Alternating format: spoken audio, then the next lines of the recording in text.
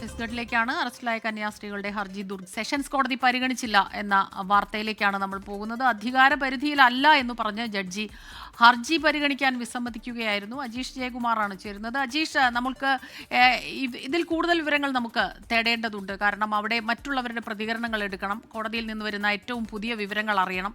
കാരണം ഇന്നിപ്പോൾ 5 ദിവസം കഴിഞ്ഞിരിക്കുന്നു, 6ാം ദിവസമാണ് ഇപ്പോൾ കന്യാസ്ത്രീകൾ അറസ്റ്റിലായിട്ട്. എത്രയും പെട്ടെന്ന് തന്നെ ജാമ്യാപേക്ഷ പരിഗണിക്കേണ്ടത് ആവശ്യമാണ്. അപ്പോൾ അത് നടക്കുന്നില്ല എന്നുള്ളതാണ് ഇപ്പോൾ അറിയുന്ന വിവരം. അജീഷ് പറയും.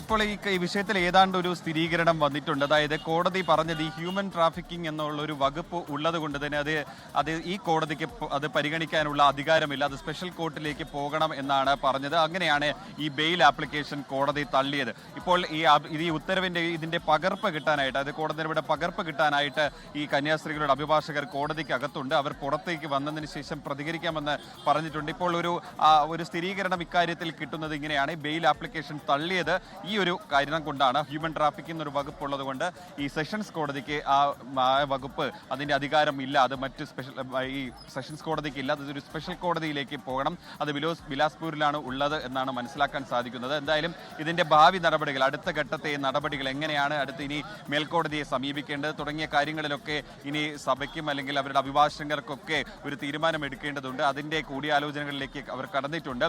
ഇപ്പോൾ ഈ കോടതി പരിസരത്ത് ഇപ്പോഴും ഈ ബജ്രംഗ് ദൾ പ്രവർത്തകർ വലിയ രീതിയിൽ തമ്പടിച്ച് നിൽപ്പുണ്ട്. അവർ വലിയ രീതിയിൽ വിജയാഘോഷം നടത്തി. അവരുടെ ഒരു പ്രവർത്തനത്തിന്റെ, അവരുടെ ഒരു നടപടിയുടെ വിജയമെന്ന് പറഞ്ഞുകൊണ്ടാണ് ഇവിടെ ഇപ്പോൾ വിജയാഘോഷം നടത്തുന്നത്. അവർ ജയ് ശ്രീറാം വിളിച്ചുകൊണ്ടും ചിരിച്ചും കൈയടിച്ചുമൊക്കെ അവരുടെ ഈ കോടതിയുടെ മുന്നിൽ, കോടതിയുടെ തൊട്ടടുത്ത് തന്നെ അവർ പ്രകടനം നടത്തി ആഹ്ലാദിച്ച് കൊണ്ടിരിക്കുകയാണ്.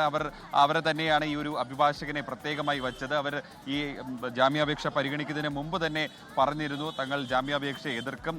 അത് എതിർക്കുന്നത് സെഷൻസ് കോടതിയിൽ മാത്രമായിരിക്കില്ല. ഇതിന് അവരുടെ മുകളിൽ പോയായിരുന്നാൽ പോലും ഹൈക്കോടതിയിലും സുപ്രീം കോടതിയിൽ പോയാൽ പോലും തങ്ങൾ ഈ ജാമ്യാപേക്ഷയെ എതിർക്കുമെന്ന് അവർ നേരത്തെ തന്നെ പറഞ്ഞതാണ്. അങ്ങനെ അവരുടെ അഭിഭാഷകനാണ് ഈ കേസ് പരിഗണനയിലേക്ക് എത്തിയപ്പോൾ തന്നെ ഈ ഒരു ഒബ്ജക്ഷൻ, ഒരു എതിർപ്പ് മുന്നോട്ട് വെച്ചത്. കാരണം ഇങ്ങനെ ഒരു വകുപ്പ് ചുമത്തിയിട്ടുണ്ട്, അതുകൊണ്ട് സെഷൻസ് കോടതിക്ക് പരിഗണിക്കാൻ ഇത് അധികാരമില്ലെന്ന് പറയുകയും മജിസ്ട്രേറ്റ് അത് അംഗീകരിക്കുകയും ചെയ്തു.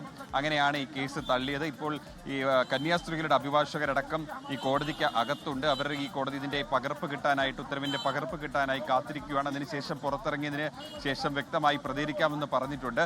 തുടർ നടപടികളും ആലോചിക്കുന്നുണ്ട്. പുറത്ത് ഈ BJPയുടെ പ്രതിനിധിയെ പ്രത്യേക അഭിഭാഷകനും ഒപ്പം തന്നെ ഈ CBC അയച്ച പ്രത്യേക അഭിഭാഷക സംഘവും ഇവിടെയുണ്ട്. 3 പേര് അയച്ച സംഗമങ്ങൾ ഇവിടെയുണ്ട്. അവരെല്ലാം ഈ കോൺവെന്റിൽ തുടരുകയാണ്. അതിരൂപതയുടെ കീഴിലുള്ള സ്ഥലത്താണ് അവർ തുടരുന്നത്. അവരും ഈ കൂടി ആലോചിച്ച ശേഷം ഇനി എന്ത് തുടർ നടപടി സ്വീകരിക്കാമെന്ന് ആലോചിച്ച് ഒരു തീരുമാനമെടുക്കും. എന്തായാലും കന്യാസ്ത്രീകൾ 5 ദിവസമായി ജയിലിൽ കഴിയുന്ന കന്യാസ്ത്രീകൾ ഇനിയും കുറച്ച് മണിക്കൂർ അല്ലെങ്കിൽ കുറച്ച് ദിവസങ്ങൾ കൂടി തുടരേണ്ടി വരുമെന്ന് തന്നെയാണ് ഇന്നത്തെ കോടതി നടപടികളിൽ നിന്ന് നമുക്ക് മനസ്സിലാക്കേണ്ടത്. എന്തായാലും ഇക്കാര്യത്തിൽ ഒരു സ്ഥിരീകരണം വന്നിരിക്കുന്നു. പക്ഷേ ഇതാദ്യം പുറത്തുകൊന്ന് പറഞ്ഞത് ഈ ബജ്രംഗ് ദൾ പ്രവർത്തകരുടെ അഭിഭാഷകരാണ്. അവർ അത്രയധികം ആഹ്ലാദത്തോടെ, സന്തോഷത്തോടെ, കൈയടിച്ചും കരഘോഷത്തോടെയൊക്കെയാണ് ഈ വിധി സ്വീകരിച്ചത്. കാരണം അവർ ആദ്യം മുതലേ പറഞ്ഞുകൊണ്ടിരുന്നത് ഇതിൽ മതപരിവർത്തനമുണ്ട് എന്ന് തന്നെയാണ് പറഞ്ഞുകൊണ്ടിരുന്നത്. പക്ഷേ പല തെളിവുകളും ഇവർക്കെതിരായി വന്നിട്ട് പോലും അതൊന്നും പരിഗണിക്കാൻ സാധിച്ചിട്ടില്ല.